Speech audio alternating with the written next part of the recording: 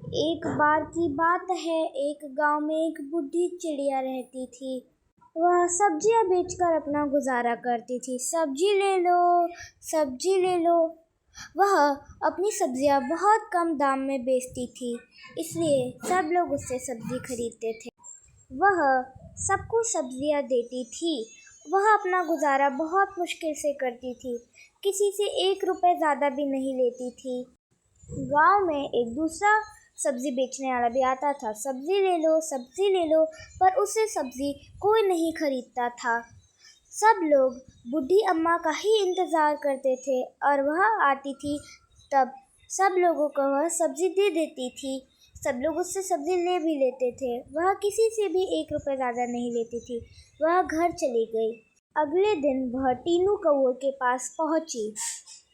वह बोली, सब्जी ले लो, सब्जी ले लो। कौवा बोला, अरे माँ जी, आप इतनी बूढ़ी हो गई हैं, आप अभी भी सब्जियाँ क्यों बेच रही हैं? आपको तो इस उम्र में आराम करना चाहिए। पर बेटा, इसमें काम भी तो ज़रूरी है।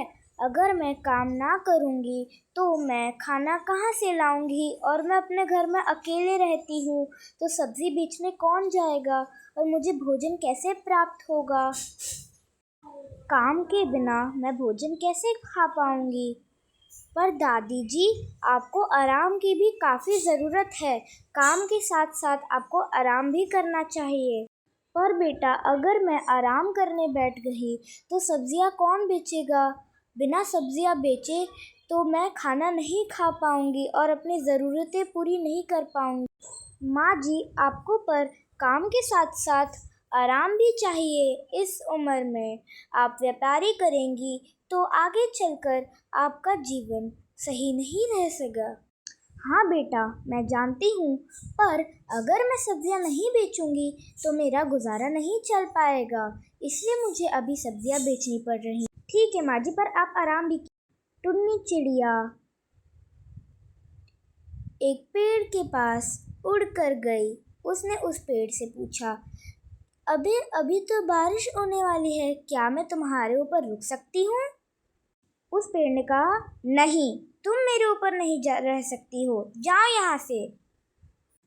वह चिड़िया उड़कर दूसरे पेड़ की तरफ जाने लगी। उसको उम्मीद थी कि वह हाँ बोलेगा। उसने उससे भी वही पूछा, क्या मैं यहाँ रह सकती हूँ? पेड़ ने हाँ कहा और वो लोग ऊपर अपना घोंसला बना लिए और वहीं पे रहे। कुछ देर बाद भयंकर बारिश हुई। बारिश की वजह से पानी ही पानी पूरा नीचे भर गया। पानी भरने की वजह से जो पहला पेड़ था जिसने मना किया था, वह कमज़ोर लगने लगा और वह गिर गया। उसने कहा कि अगर मैं तुम लोगों को रहने देता तो शायद मैं ना गिरता, और वह गिर गया था। चिड़िया और उसके बच्चे यह देखकर बहुत खुश हुए। जिस पेड़ पे थे वो लोग, उसने कहा, बहुत अच्छा हुआ, यह तुम लोगों को रहने अपने ऊपर नहीं दिया था ना। और उसने यह भी कहा कि मैं तुम लोगों को पाकर बहुत खुश हूँ। और ऐसा कहकर जो वो पेड़ था वो